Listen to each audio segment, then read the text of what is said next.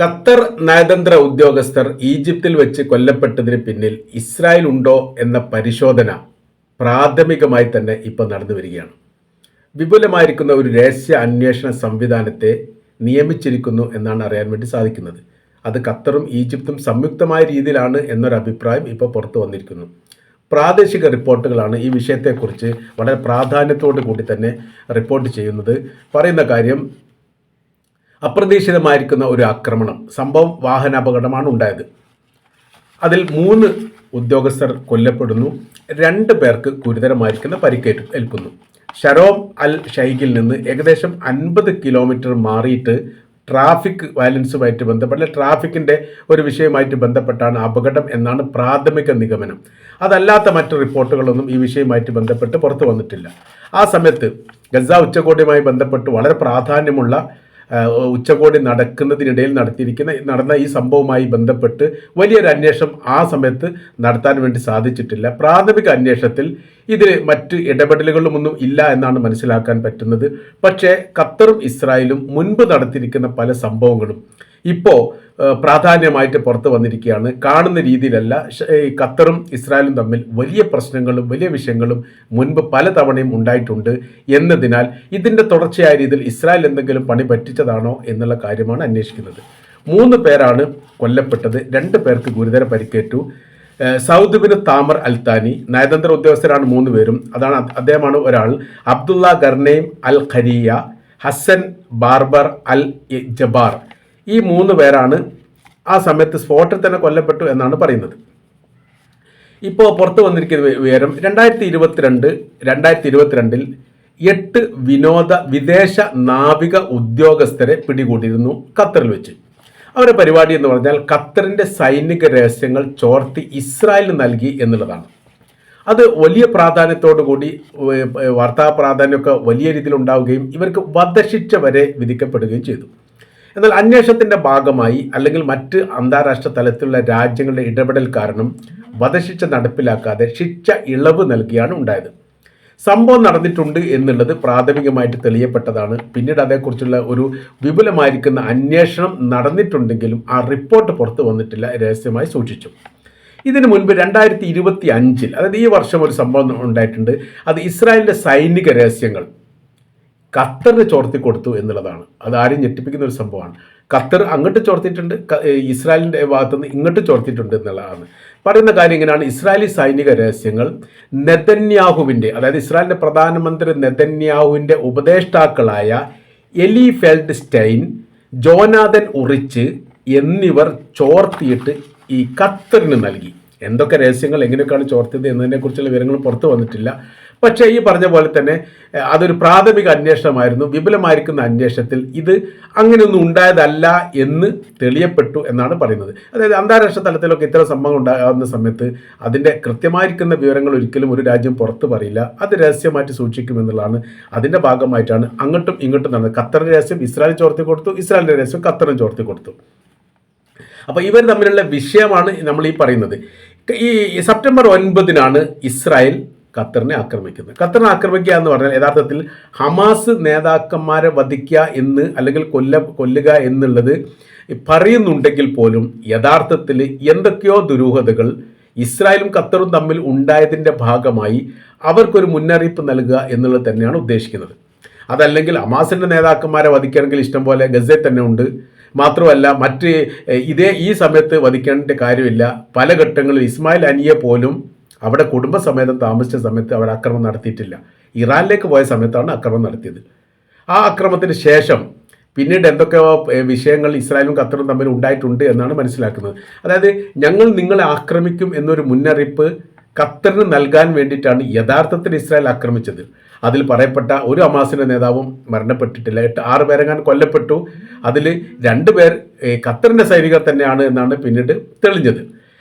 ഒരു ഹമാസിൻ്റെ നേതാവിൻ്റെ മകൻ്റെ മകനോ അങ്ങനെ കൊല്ലപ്പെട്ടു എന്ന് പറഞ്ഞിട്ടുണ്ട്. അതല്ലാത്ത രീതിയിൽ ലക്ഷ്യം വെച്ച ഖത്തറിൻ്റെ ഹമാസിൻ്റെ നേതാക്കന്മാർ അവർ അങ്ങനെ തന്നെ ഈജിപ്തിൽ നടത്തിയിരിക്കുന്ന ഉച്ചകോടിയിൽ പങ്കെടുക്കുകയും ചെയ്തു. അപ്പോൾ എന്തൊക്കെയോ ദുരൂഹതകളുണ്ട് എന്നുള്ള ചുരുക്കത്തിൽ നമുക്ക് പറയാൻ പറ്റുന്നതാണ്. ഇപ്പോൾ നടന്നിരിക്കുന്ന സംഭവം ഏതിൻ്റെയൊക്കെയോ തുടർച്ചയാണോ എന്നുള്ളതാണ് പരിശോധിക്കുന്നത്. അപ്രതീക്ഷിതമായിരിക്കുന്ന ആക്രമണമാണ് ഉണ്ടാകുന്നത്. വാഹനത്തിലാണ് ഇവർ സഞ്ചരിച്ചത്. ഒരു കാറിലാണ് സഞ്ചരിച്ചത്. അതിൽ 5 പേരുണ്ട് എന്നാണ് അനുമാനം. മനസ്സിലാക്കുന്ന അങ്ങനെയാണ്. 2 കാറുണ്ട് എന്നും പറയുന്നു. അതൊരു കൃത്യമായിട്ടില്ല. ഒരു വാഹനത്തിനെ ഓവർടേക്ക് ചെയ്യുന്നതിനിടയിലാണ് ഈ സംഭവം നടക്കുന്നത്.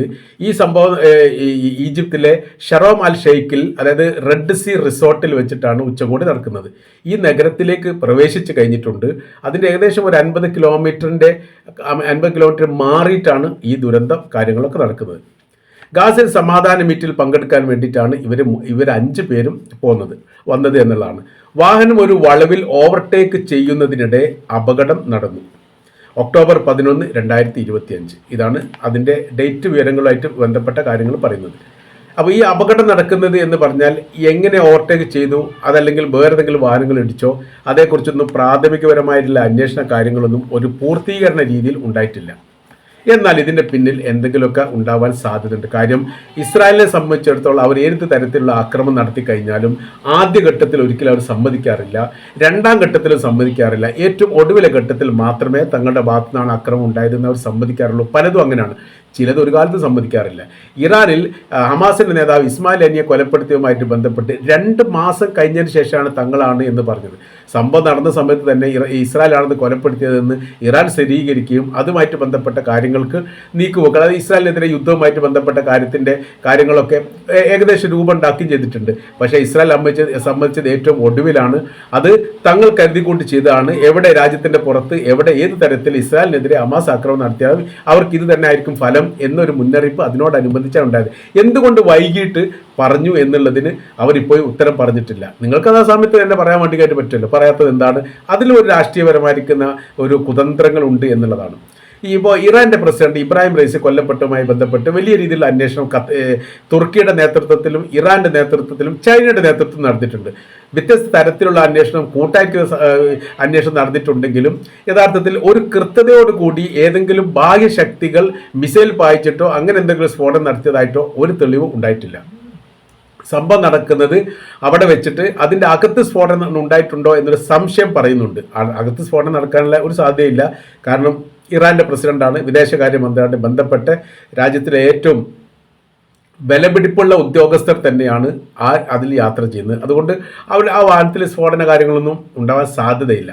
പിന്നെ എന്ത് സംഭവിച്ചു എന്നതിനെക്കുറിച്ച് കാലാവസ്ഥ മാറ്റത്തിനനുസരിച്ച് അതിൻ്റെ ഫാൻ കറങ്ങാതെ പോയി എന്നൊക്കെയുള്ള ഒരു കാര്യങ്ങളാണ് പറഞ്ഞത്. എന്നാൽ അതിനോടനുബന്ധിച്ച് ഇതേ സമയത്ത് പുറപ്പെട്ട 2 സുരക്ഷാ വിമാനം വളരെ സുരക്ഷിതമായ രീതിയിൽ ഇറാൻ ഇറങ്ങുകയും ചെയ്തു. അന്വേഷണ കാര്യങ്ങളൊക്കെ പല രീതിയിൽ നടത്തിയിട്ടുണ്ടെങ്കിലും എവിടെയും ഒരു തുമ്പ് കിട്ടിയിട്ടില്ല എന്നത് യാഥാർത്ഥ്യമാണ്. പക്ഷേ അത് ഇപ്പോഴും സംശയത്തിലാണ് നിൽക്കുന്നത് എന്നുള്ളത് ഉറപ്പാണ്. അപ്പോൾ ഖത്തറും ഇസ്രായേലും തമ്മിൽ വലിയ ബന്ധമാണ്, വലിയ സൗഹൃദ ബന്ധമാണ് എന്നൊക്കെ പരസ്യമായ രീതിയിൽ പറയാമെങ്കിലും യഥാർത്ഥത്തിൽ കൃത്യമായ രീതിയിൽ ഇസ്രായേലിൻ്റെ ശത്രുവാണ് ഖത്തർ എന്ന കാര്യത്തിൽ യാതൊരു സംശയമില്ല. പല തരത്തിലും പല രീതിയിലും അത് കൃത്യതയുള്ളതാണ്. ഇസ്രായേലുമായിട്ട് ബന്ധപ്പെട്ട അവസാന ഘട്ടത്തെ ഗസയുമായി ബന്ധപ്പെട്ട ചർച്ച, അതായത് മധ്യസ്ഥ ചർച്ചയുമായിട്ട് ബന്ധപ്പെട്ട് പല ഘട്ടങ്ങളിലും ഹമാസിനെ സഹായിച്ചിട്ടുണ്ട്. അതല്ലെങ്കിൽ സാമ്പത്തികമായിരിക്കുന്ന സഹായങ്ങൾ പാലസ്തീന് വേണ്ടി ചെയ്യുന്നുണ്ട് എന്ന് ഇസ്രായേൽ ആരോപിച്ചിരുന്നു. പാലസ്തീൻ ഒരു രാജ്യമാണ്, സ്വാഭാവികപരമായിട്ട് അങ്ങനെ ചെയ്യുക എന്നുള്ളത് തെറ്റായിരിക്കുന്ന കാര്യമൊന്നുമല്ല.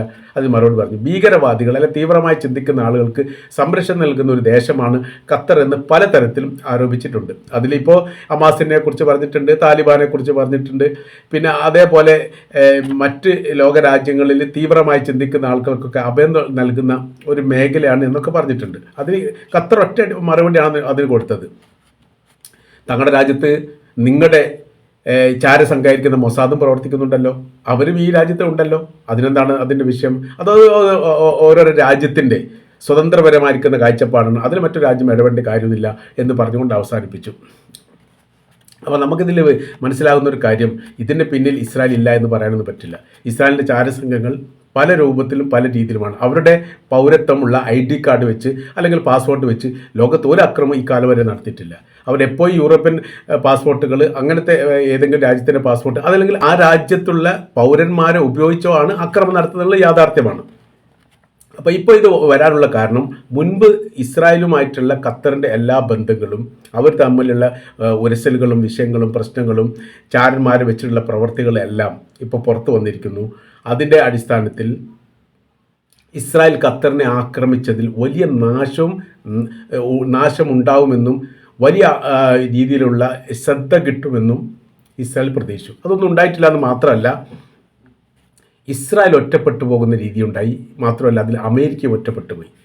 അപ്പോൾ അവരുടെ യഥാർത്ഥത്തിൽ കൃത്യമായിരിക്കുന്ന ലക്ഷ്യം നേടാൻ വേണ്ടി സാധിക്കാതെ പോയി. ഇത് നാണക്കേടും മാനക്കേടും ഇസ്രായേലിനും ഉണ്ടാക്കി. അപ്പോൾ ഇതിൻ്റെ ഒരു വൈരാഗ്യത്തിലോ മറ്റോ ആയിരിക്കാം ഖത്തറിലെ നയതന്ത്ര ഉദ്യോഗസ്ഥരെ കൊലപ്പെടുത്തിയത് എന്ന് അനുമാനിക്കുന്നു. ഇതിനൊന്നും വ്യക്തമായിരിക്കുന്ന ഒരു തെളിവും ഇതുവരെ പുറത്തു വരാത്ത കാര്യമാണ്.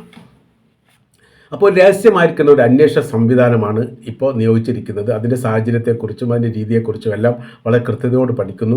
ചില റിപ്പോർട്ടിനകത്ത് പറയുന്നത് ഖത്തറിൽ നിന്ന് ഈജിപ്തിലേക്ക് കാർ മാർഗമാണ് സഞ്ചരിച്ചത് എന്ന് പറയുന്നു. ചില റിപ്പോർട്ടിൻ്റെ അടുത്ത് അവിടെ ഒരു നഗരപ്രദേശത്തിൽ നിന്ന് അവർ കാറിൽ കയറിയതാണ്, അവിടേക്ക് മറ്റ് ഏതെങ്കിലും വഴിയിലൂടെയാണ് എത്തിയത് എന്നും പറയുന്നു. ഒരു കൃത്യത രൂപം ഇപ്പോഴും വന്നിട്ടില്ല. നമ്മളത് അന്താരാഷ്ട്ര മീഡിയയിലെ പല റിപ്പോർട്ട് എടുത്ത് പരിശോധിച്ചിട്ടും ഒരു കൃത്യമായിരിക്കുന്ന രൂപങ്ങളോ ഒരു കൃത്യമായിരിക്കുന്ന വിവരങ്ങളോ അറിയുന്നില്ല എന്ന് മാത്രമല്ല, മരണപ്പെട്ട മൂന്ന് വ്യക്തികളുടെ പേര് പോലും പല റിപ്പോർട്ടിനകത്തും കാണുന്നില്ല. അത് ഇവർ ഈജിപ്ത് പുറത്ത് വിട്ടിട്ടില്ല എന്നുള്ളതാണ് പറയുന്നത്. ചിലതിൻ്റെ അപൂർവമായിരിക്കുന്ന ചില റിപ്പോർട്ടിനകത്ത് ആളുടെ പേരുകളും പറയുന്നുണ്ട് എന്ന് ചുരുക്കം. ഏതായിരുന്നാലും ഖത്തറും ഈജിപ്തും തമ്മിൽ നല്ല സൗഹൃദവും ബന്ധവും അല്ല എന്നുള്ള കാര്യം ഈ ഒരു ദുരന്തത്തോടു കൂടി ഒന്നുകൂടി വ്യക്തമായിരിക്കുകയാണ്.